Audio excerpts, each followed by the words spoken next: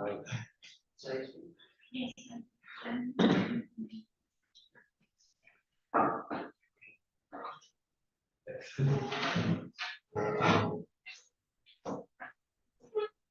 We're live? Okay. We can take here then. Yeah, in case you want to use, there's a picture here. So let me quickly introduce. Hello everyone, welcome to this session of seminar class. So this is my pleasure to introduce Ian Keck. Ian is a third-year bachelor student in University of Pennsylvania, and he's interested in memory technology, focusing on memory reliability and performance. So it covers topics like disturbance, RowHammer, as well as processing memory. So today Ian will present this paper called Spatial Variation Aware Disturbance Defenses.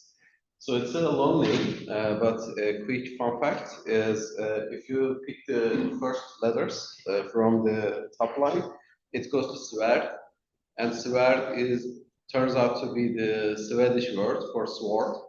And this was published in HPCA this year, which happened in Edinburgh. So we actually put a sword of Godric Gryffindor as like the icon in the original presentation of this. And we hope that it will help, whatever disturbance mitigation mechanisms were out there. Yeah, with this introduction, I guess I can just leave it to you. All right, good luck. Thank you. So today I'll be going through spatial variation aware weak disturbance defenses. I'll go through experimental analysis. Maybe you need to focus by clicking once. No, like just click on touchpad.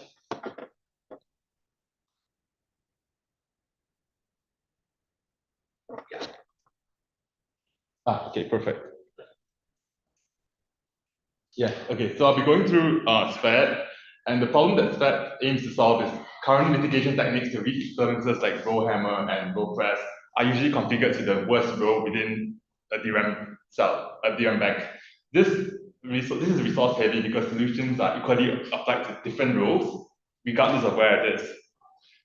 So the goal of this is to determine the relationship between spatial variations and weak disturbances, and to exploit this variation to prevent RowHammer bitlets with low area performance and energy overheads, especially in highly RowHammer vulnerable DRAM-based systems, while maintaining the same level of protection as the solution that it's based on. So it's important to note that SPAD itself isn't a RowHammer solution. It's a way to moderate RowHammer solutions based on the spatial variations and the difference of how the RowHammer threshold changes between rows. So the key idea is to vary the level of weak disturbances mitigation based on the vulnerability level of each row. And it tunes the aggressiveness of existing solutions based on HE first of activated DRAM row addresses. And evaluating this solution, we can see that it improves system performance in system throughput, job turnaround time, and fairness. So this is the outline of the presentation. I'll first be going through the background and the problem of weak disturbances. But before we go on, we need to understand how a DRAM is organized. So this is a DRAM sold-in module that you're probably familiar with. It goes in laptops at the moment. So within a DRAM chip, there's several DRAM banks. And within the DRAM bank, there's subarrays. And in subarrays, there's many cells organized by rows and columns. The rows are all connected by a bit line, a word line, which are then connected to bit lines vertically. And the row buffer includes your DRAM peripherals, for instance, your sense amplifiers. And how DRAM works is that it stores data within a MOS capacitor over here. One will be when the charge is full, and 0 will be when the charge is empty. This is then accessed by an NMOS transistor right here that allows the capacitor to be, the data within the cell to be read and written. But DRAM is inherently leaky in the sense that charge can leak out of the capacitor, so therefore refreshes have to be common. So the refresh restores the capacitor voltage in a like within a time period known as the refresh window. There'll be a timing diagram in the next slide to make this clear. There's several DRAM commands, including the row activation command, which fetches the row contents into the row buffer, the column access, which reads and writes a column into the row buffer, and the precharge, which disconnects the row from the row buffer. So to summarize, like in order to read the stored charge in this capacitor, you raise the word line, you pre-charge the bit line, then you raise the word line, then you see how the sense amplifier analyzes how the voltage in the bit line changes and amplifies that and sends it into the row buffer. To write it, you pre-charge the bit line to a certain value, then you lift the word line, and you're writing a value into the capacitor.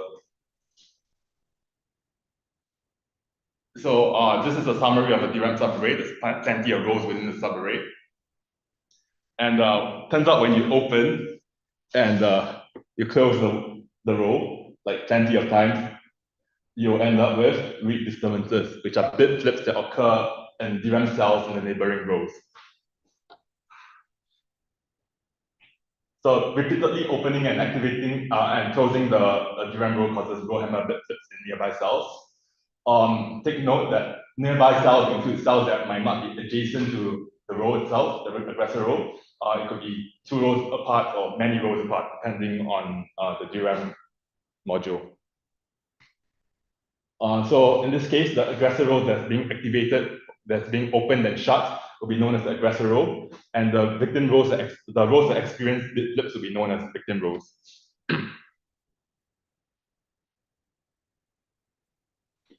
So this is a little timing diagram that tells us about the critical timings, especially in regards to row press.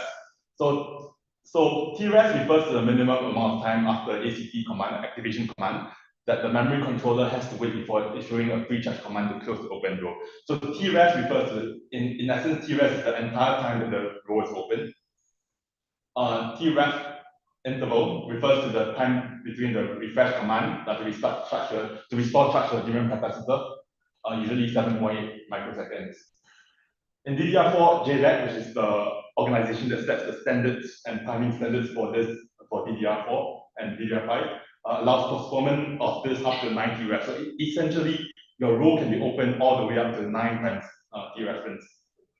T restore, just like this, right? So TRES is the minimum time, but you can hold the row open for even longer time, and that would be known as T add-on, and it causes row press and read disturbances. And it turns out that when you use row press, it causes bit flips with far less activations than RowHammer. So you hold the row open for a longer time, but you need to open it less times in order to cause a bit flip in neighboring rows, in the victim rows.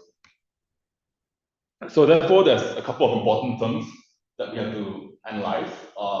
First of all, the bit error rate is the number of bit flips within a DRAM victim row. So the higher the bit error rate, the more severe the vulnerability is. And HD first, which is the RowHammer threshold, is the number of activations before the first bit flip occurs in the victim row. So therefore, the lower the HD first, the more severe the vulnerability, because you need to activate the aggressor row less times in order to cause a bit flip. So with that, we proceed on to the goal and key idea. So bit flips are important because it can lead to unintended consequences, such as escalation of privilege, leaking of private data, and manipulation of critical application outputs. We can see here with RAM bleed, and also a notification put out by Cisco that some of their devices might be affected by RowHammer vulnerabilities. And currently, we have a couple of solutions that have been researched, including Graphene, Hydra, Rega, and Para. The issue is that these solutions have significant performance, energy consumption, and hardware complexity costs. And we are trying to look at a way to reduce this. For instance, Graphene uses the Mishra-Kreis algorithm to track possible aggressor rows with tag counters table per bank, and then it refreshes when this counter exceeds the threshold. Hydra has a SRAM-based group counter table in the memory controller, and then per DRAM row counter in DRAM. When the group counter in the memory controllers exceeds the threshold, then the activation count, the total activation count is written to the per row counter in the memory controller, and then this total threshold is considered when the refresh to refresh a row. Radar simply refreshes the row every activation, so the threshold is essentially 1. And Para uses the probability threshold. And what we notice with all these different solutions is that the threshold is always involved, and the threshold is always set to the worst case scenario within a DRAM range.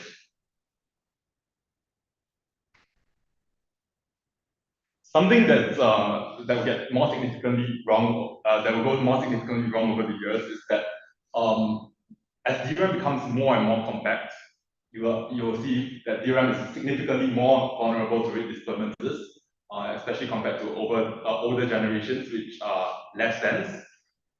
This can be seen from, for example, from 4.8K activations for 2 aggressor rows for DDR4, which is significantly less than the 139 or 69,000 activations required because of bit flip in DDR3.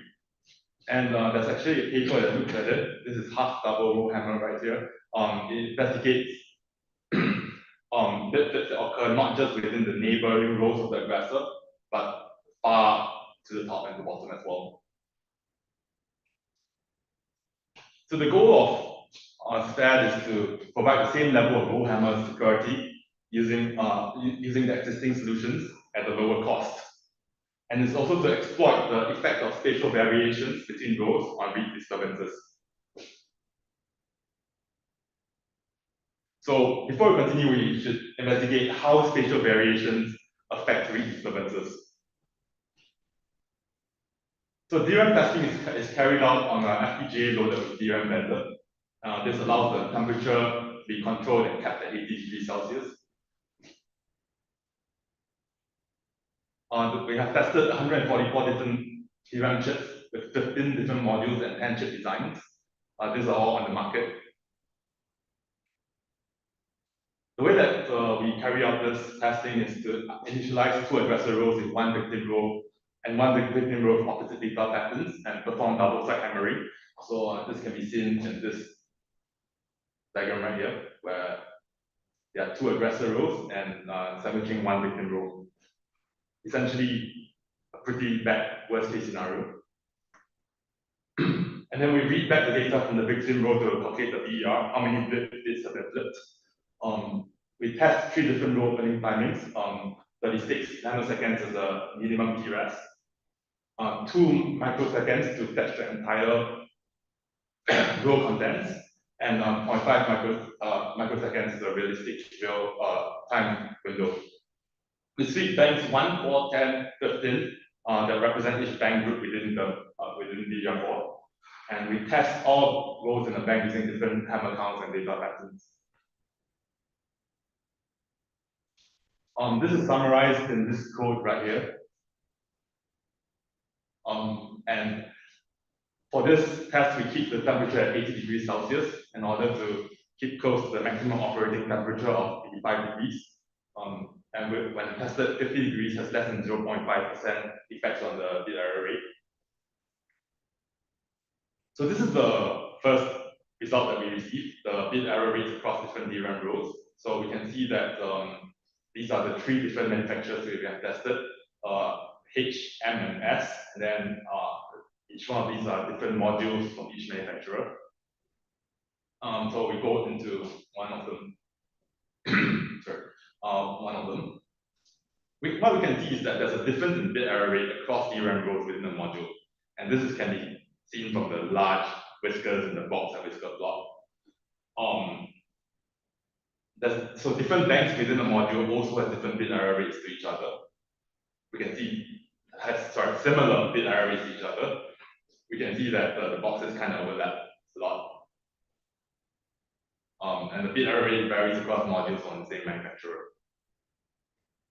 So this is a bank. You can see the bank address stated over here, and the bit error rate is in the vertical axis. We also check how the bit error rate varies across DRAM rows. So we can see that the bit error rate repeatedly increases and decreases with different intervals of row distance in different DRAM modules. What we see is that this is like the row distances in different DRAM modules normalized to 1. These are the edges of the DRAM modules. And we can see that there's a pattern that kind of follows with the bit error rate for some manufacturers. For this manufacturer, we can see that there's basically no trend that can be observed. And we also noticed that the HC first across DRAM rows varies. So this table tells us how a row's HC first changes with the row location within a DRAM bank. We can see that HC first varies significantly across banks. Like we can see that there's dots that fall above and below the trend. So there's a big variation. And HC first does not exhibit a regular trend as the row of address increases. So by combining these two observations, we see that the bit error rate exhibits regular trends across the rows, but not HC first.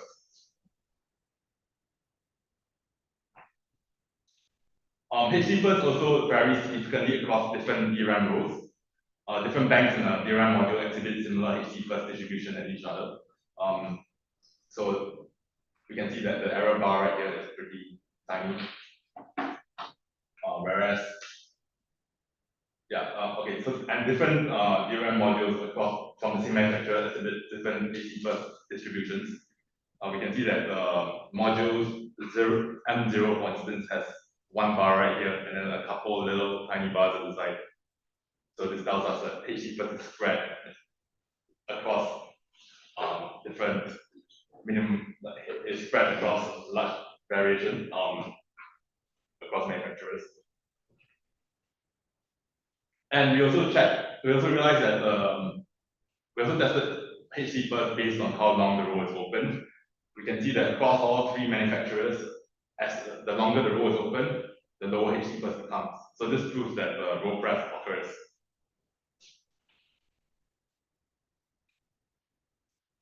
So with all this knowledge, right, we try to look at the spatial features of each row, and we try to predict by these spatial features what the HC first will be.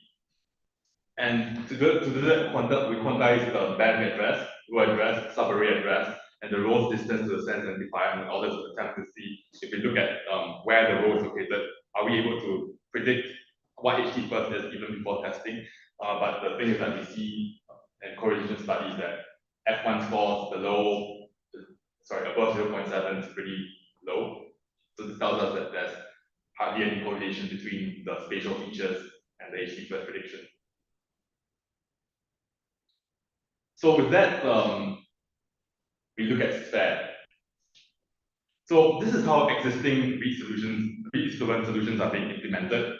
The memory request is sent to the memory request scheduler. The solution receives an activated row address, and then it implements a preventative action to it. This could be refreshing the rows, or in the case of random row swap, we are swapping rows. But the issue is that this is always configured for the worst row. As we saw from the results, different rows will have large variation in HC first. So if we keep configuring it for the worst rows, we are unable to exploit the fact that some rows might have a higher threshold before encountering a bit flip. So when SPAD is introduced, SPAD also takes in an activated row address, and it gives out a HC first value of the row address. The read disturbance solution checks what the HC first is, the RowHammer threshold is, and therefore it moderates the preventative action. Perhaps it refreshes less rows. Perhaps it refreshes less rows, or maybe it does so. So we have an example here. I think it's better Paras as an example. So without SPAD, a row activation would generate a random number, and this is compared to a threshold. And if it's greater than threshold, the row is refreshed. When SPAD is introduced, the threshold varies so that based on the RowHammer vulnerability to HC and therefore it is the threshold is being changed, and when it's less vulnerable, we'll have fewer refreshes, and when it's more vulnerable, more aggressive refresh will be conducted. So now we move on to the performance analysis, and we can see that SPAD consistently improves system performance, especially when we evaluate Aqua, RowHammer, Hydra, PAR, and RRS by these amounts right here. One thing that stands out is Para, right? We don't, Hydra. We don't really see as big an improvement compared to the other RowHammer solutions.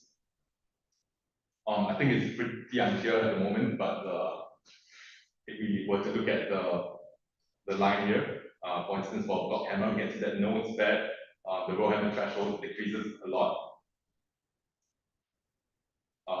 whereas like SPAD improves it. So evaluating this, we can see that one strength is that SPAD can be applied to different RowHammer solutions, because it itself is not a solution. Rather, it seeks to moderate the solutions. So in the future, when more different solutions are being produced or researched, SPAD can be applied to a lot of them.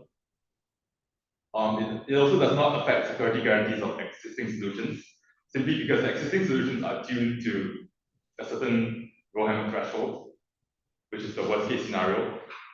SPAD investigates row by row to check how the individualized thresholds are for each row, and implements a solution to counter RowHammer.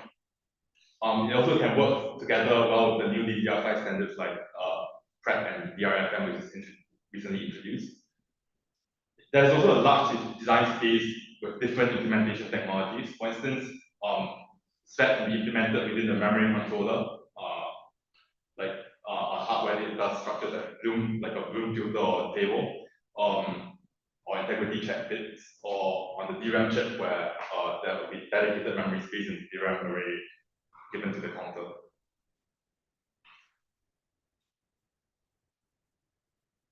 Some weaknesses include the fact that tuning aggressiveness of RowHammer solutions is based heavily on the solution.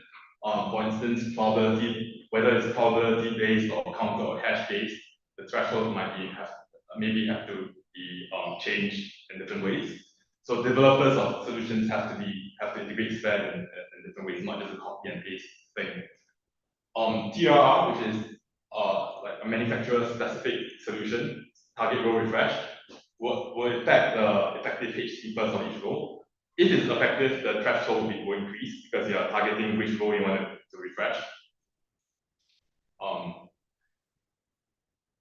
And the effectiveness also varies heavily on the solution applied. For instance, Hydra only sees a 1.03 to 1.07 times movement.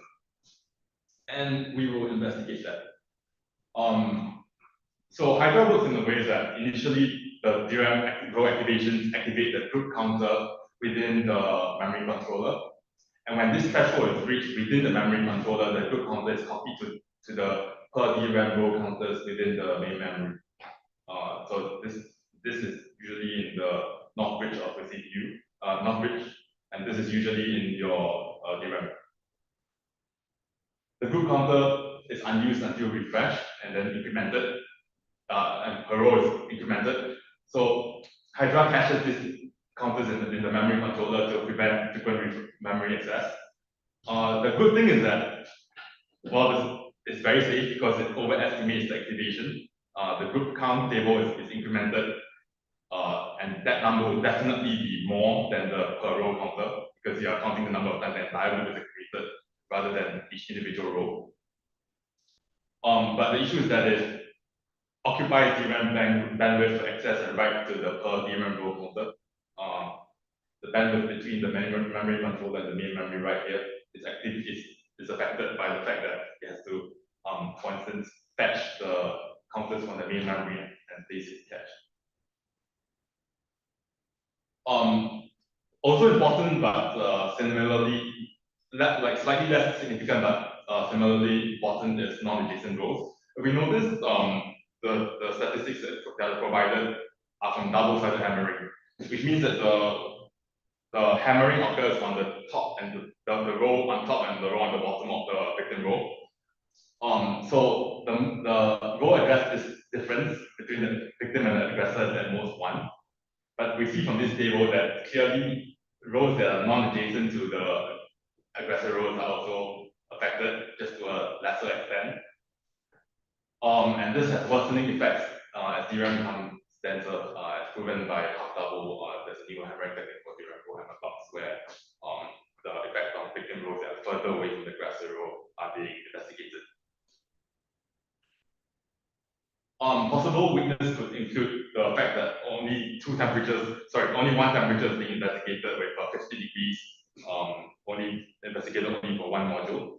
And according to this paper right here, trap-assisted DRAM RowHammer effect, a possible RowHammer cause could be the fact that there's trapped energy levels within the Si and SiO2 surface. We're talking about the excess transistor gate oxide layer. There could be little trapped energy levels at that within that area. So this means that when an electron transits between the valence band and conduction band and downwards as well, that it could be stuck at the trapped energy level rather than making the transition properly. One thing that we observe is that as temperature increases, the trapped charge gets emitted quickly, and therefore your RowHammer threshold increases a lot, especially between 300 and 250 degrees Kelvin. The paper investigates this 3D model right here. This is the bit line right here, and these are two adjacent DRAM cells that are sharing a single bit line. And the word line right here is the gate of the MOSFET. So when the word line is raised, it creates a channel between the MOS capacitor right here and the bit line, so therefore charge can flow. So concluding this, yeah. I just had a question. Sure. It's possible. I think I got lost at some point. Could you maybe, like, in 2 sentences or 3 sentences, just summarize what the key contribution of sport is? Okay, sure. So let me try to. Okay, so DRAM there's a big 2D array of cells, right? Imagine like a bunch of rows connected by a word line and then vertically by a bit line. Each word line needs to be activated to a certain threshold before it affects the other rows. It causes big disturbance in the other rows. And this threshold that it has to be activated is different per row. Right now, solutions do not consider the difference per row. In fact, instead it implements the worst case solution, the lowest number of activations to all rows. What SPAT aims to do is to consider that each row has a different activation count before it causes dips in the other rows, and therefore vary the solution. Okay, but so for one axis in a row, I look up the threshold and then basically decide if I have to refresh it or not. It could be that, or you could also decide the extent that you want to refresh. Perhaps you want to refresh the neighboring row, or perhaps you want to refresh rows that are further away as well. Yeah, but let's say like if I have an axis, and then I, for example, check the threshold, does not checking the threshold also potentially lead to bit flips checking the threshold? So say it again. So I access a row, and then for that row I check the threshold. Yeah. And let's say I access that row many times, so we check the threshold many times. Will that not lead to potential thresholds in the table where we store these H first? Sure, but That's true, but it could also be stored in somewhere else. For example, in SRAM. That's not that's not as vulnerable to RowHammer, for instance. Okay, but this is the basic question. So it's not necessarily all stored in DRAM, but somewhere. Correct. Yeah. As stated right here, there's a large design space where SPAT can be implemented within the memory controller side or at the DRAM chip side. And each one of them has pros and cons. Yeah. Okay. Any questions by anyone so far?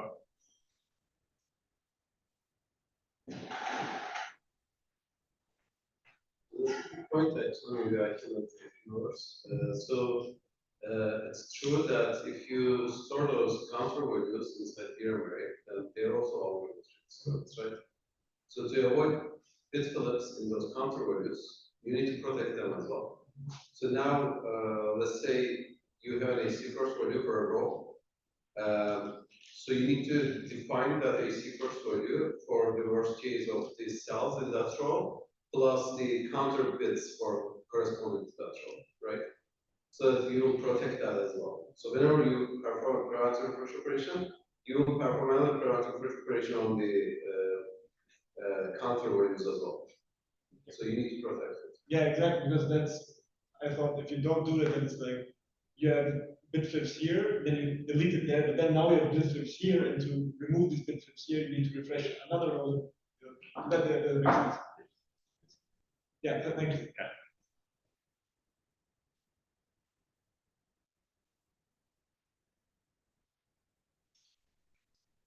So some discussions that can be had is earlier in this semester, I think Lisa came by and presented on Comet, and perhaps a little refresher of how Comet works.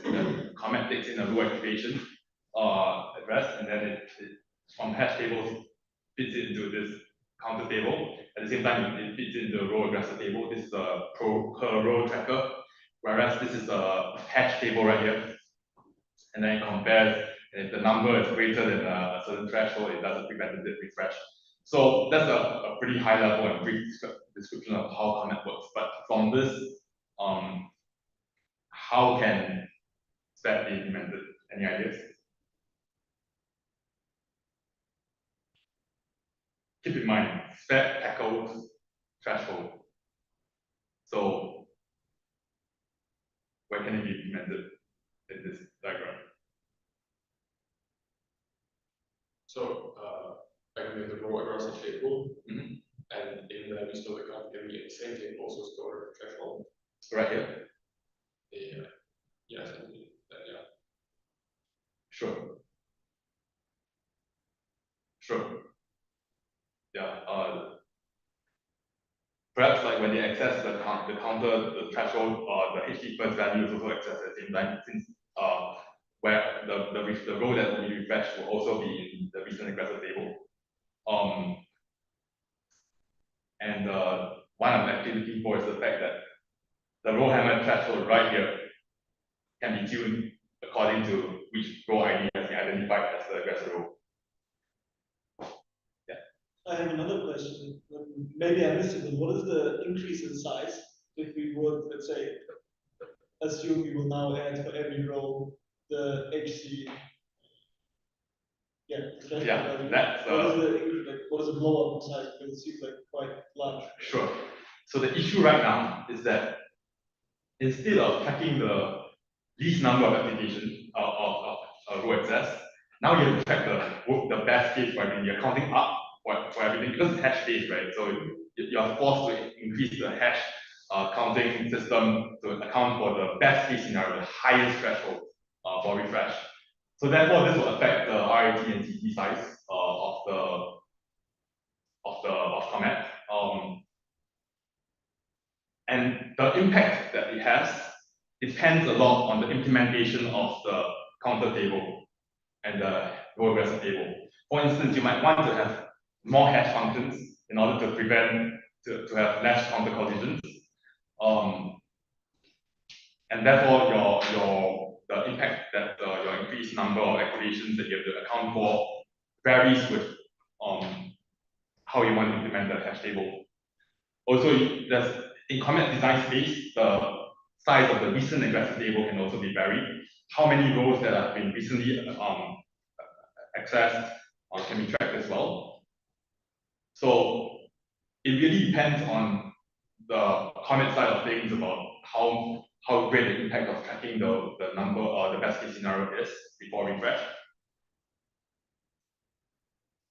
Yeah, does that make sense? Okay, so another possible investigation that we can go through is, for instance, how we can be combined with a lower word line voltage. And before going with that, I have this comment. Yes. So, do you think we can somehow change the hash functions in a way that, you know, all rows that are corresponding to a hashed counter value over there will have the same number of bits in their activation count because they will have like similar thresholds. Do you think we can find such hash functions? Like I have a set of rows. Yes. Where 8 bits are enough to count up to the RowHammer threshold. Correct. Oh, okay. And another set of rows that needs like 12 bits. Yeah. So can I find hash functions so that I can make all those like rows in a set to correspond to the same like counter value, so that I can keep the number of bits in the counter value 8 or 12. Yeah, that's a great idea actually. So if we group the rows in groups that are based on their HC plus values, similar ones together, perhaps we can reduce the size of the counter table as well. But it still has to be, the counter table still has to be dedicated. The size that's dedicated for the counter table still has to be dedicated for the worst case row, because it has to account for the fact that it's increasing in the worst case row as well.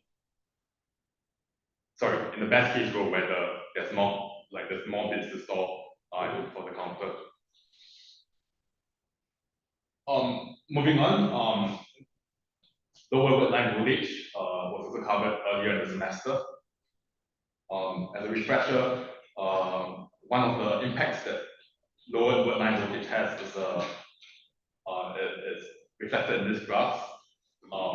We can see that how HC plus varies with BTP minimum, the minimum word line value voltage. So looking at these three graphs, right? How can SPAD make use of this? Just to remember, what was a drawback of lower word line voltage? Like I remember that there was an advantage of it that we have like less bit flips, etc. But what was the drawback? The drawback is, I believe, of bit line latency. I had it at a point here, but I believe it was latency. Yeah, it leads to like higher raw activation latency. So you have more latency in memory request. Also, it leads to like storing less charge inside the DRAM cell. So it reduces the data retention time. And for some cells, you need to perform refreshes more frequently. It also has like additional performance and energy forecasts. Yeah, I actually have a question with that. Wouldn't the final charge state of the capacitor be determined by your bit lines voltage rather than your word lines? Yes, so the word line is connected to the gate of the access transistor. So if you apply a lower voltage, and so it all boils down to that like gate to source voltage difference in the MOSFET transistor, and the channel you form actually disappears once your cell's voltage, like capacitor voltage, reaches to some level, right? Right. So when VGS is like smaller. That's true, yeah, okay. So you end up like storing less charge in the capacitor if you reduce the word line voltage, because VGS gets smaller earlier. Right. Yeah, okay.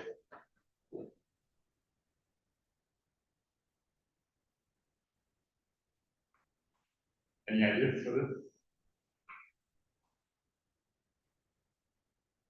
Okay, so what happens is that there's a when the word line voltage is reduced, there's a larger variation within HT first across different rows within the DRAM module. So this means that suddenly, when the word line the voltage is decreased, some rows might have an extremely high activation count, and some rows might have a lot lower activation count before the RowHammer threshold.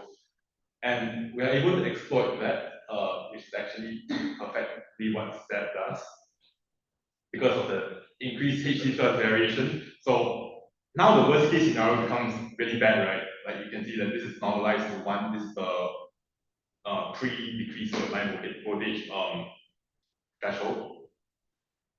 And so now there's a lot of HT first that falls below the original threshold. And if we were to configure it to the worst case row all the time, all the rows will take the heat based on this variation. So to reduce the impact of reduced word line voltage on the HT first of all the other rows, we can take an individualized approach to look at every single row's HT first, and then tune the solution based on that. Yeah, as stated, the one disadvantage is that the word line activation latency also increases. So in that case, we have to evaluate perhaps a compromise between the speed up that's brought by SPAT and lower word line voltage with the disadvantage in word line activation latency. Another possible, something else that's been investigated by the paper is aging. So only because of time limitations, only I believe one module was investigated for it, H3. So they implemented RowHammer taps for 68 days at 80 degrees Celsius. And we can see that from this table right here, that there's a pretty big drop here, 9.1% of 9.1% of cells that previously had a HT first of 56K now have a HT first of 48K. So we can see that the aging does drastically affect the RowHammer threshold. Perhaps more investigations can be done in that area. And also, as stated before, one of the graphs shows that HT first decreases with the duration that the row is open. This is an effect from row press. So perhaps in the future, more discussions and investigations can be done in the area of spatial, like where the row is situated, as well as how long the row has been open. Perhaps in keeping with the cosmic theme of comet, that we can call it stars, the spatial and temporal adaptive disturbance solutions. We can see from the aggressor from this table right here that the longer that the row has been open, AC mean is HT first in the row press paper. Is the minimum activation count increases the longer the row is open. Also, something that's really important is the responsibility of who should implement that. Is it the manufacturers who have been running this in the factory, running tests in the factory to test whether their memory modules hit the JEDEC specifications already? Or is it the end users who might have to run this program every time that they plug in their DRAM cells into their computer, and perhaps even worse, over and over again as aging takes its toll on the DRAM modules?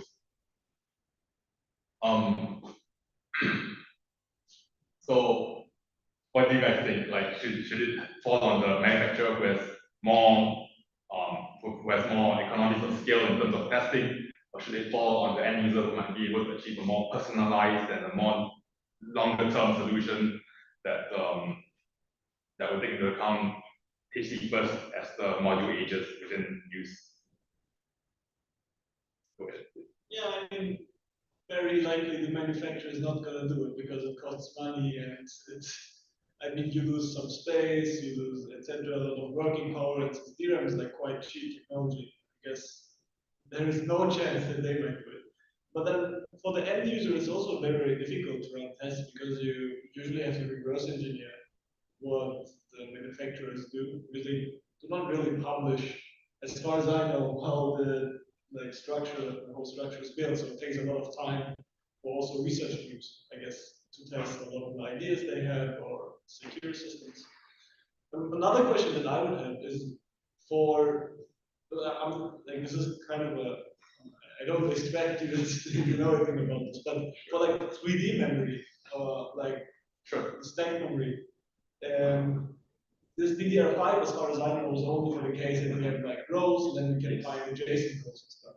But the problem seems way more significant actually when we look into, like, okay, as I said again, 3D DRAM. Then we actually have bit flips in 3 dimensions, which is an increasingly big problem, because then it may actually be a problem for the manufacturer that you cannot simply ignore it as you, or like basically ignore it as you do it today. Yeah, I wanted to say another thing, but I kind of forgot. But maybe I will remember. I think there's a paper on that was published on HPM2 on the book, and that details a lot more on how the effects of memory layout you have in RowHammer. And yes, as memory becomes more dense and people investigate different topologies and different layouts, RowHammer will only get worse over time. Yeah, if you remember the question, just let me know. Yeah, it doesn't seem like it's really And also, there's a couple of improvements in DDR5 that has just been announced. In April this year, JEDEC released a new standard for DDR5 that now has row counters built in to account for every row. I believe they call it PRAC, which is per row activation counter. And that will enhance that could possibly enhance the function of SPAD, which already relies on per row activation counter. So all we need to do right now is fetch the counter value from the row counters that are present. This actually kills off a lot of our solutions that are based on estimated counts, because now we have the exact count of every row counter. So, for instance, Comet that relies on a counting sketch system where the approximate activation count is always fetched, that will potentially be affected by the fact that now we have accurate per row counters. In addition, DRF commands now, where the memory can report to the memory controller that it can report aggressor rows to the memory controller, and then the DRAM can refresh the victim rows by itself. So this will mitigate RowHammer significantly. There's several new developments in this area as well. With that, that is the end of the presentation. But has there any questions so far? So do you have ideas about like how can we improve testing algorithms? Sorry? Testing algorithms, like do you have like some project tools about that? I don't know, could you elaborate more? Like so what is the like immediate next thing that we can do for improving testing algorithms? Okay.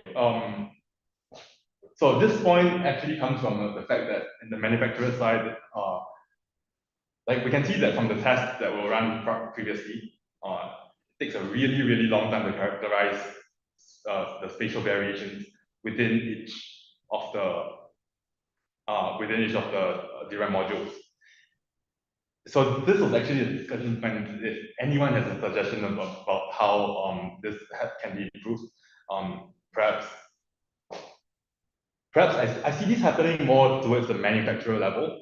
But once the testing algorithm is released, the end user can also benefit with that by running personalized tests that's highly optimized and way faster than what we have currently. Yeah, but yeah, I said like the dream obviously, I guess, would be have something like a simulator online where, I mean, there are already DRAM simulators. I think even there's one on Safari, right?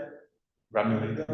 Yeah, and like, if you could kind of obviously you'll not get this every DRAM like manufacturer does it differently, but it still would be interesting to model a kind of maybe include the probability of blip flips into simulators, just so you can see on in a simulated environment how your idea performs and how like let's say how many size you require, etc., etc.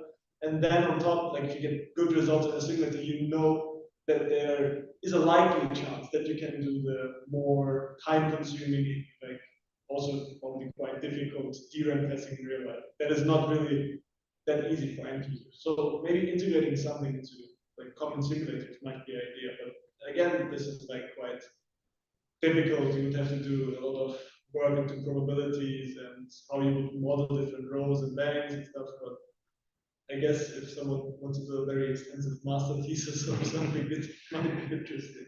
Perhaps. And that can be seen in the couple of samples that we have that bit error rate does follow a trend with spatial variations right here. But the issue is HC first. The threshold does not seem to follow any spatial variations at the moment. Of course, one test that can be run perhaps is to test the same chip over and over again to see if it changes. Yeah, you could also just assign it kind of pseudo-randomly in that sense, so that you, because currently you say there's not really something we can learn out of it, so assigning it randomly doesn't seem like that bad of an option. And then it will definitely not be a perfect demonstration of what will happen in real life, but it might give you a good enough idea if your ideas work or if they don't. Perhaps, yeah. We can. That could be something that is looked into in the future.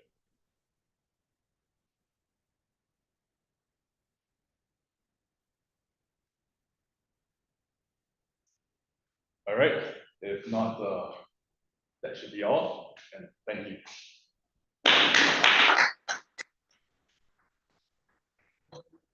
So should we just close session? I guess we will be online like 6 p.m. right? And it will last for 24 hours if I'm not mistaken. So,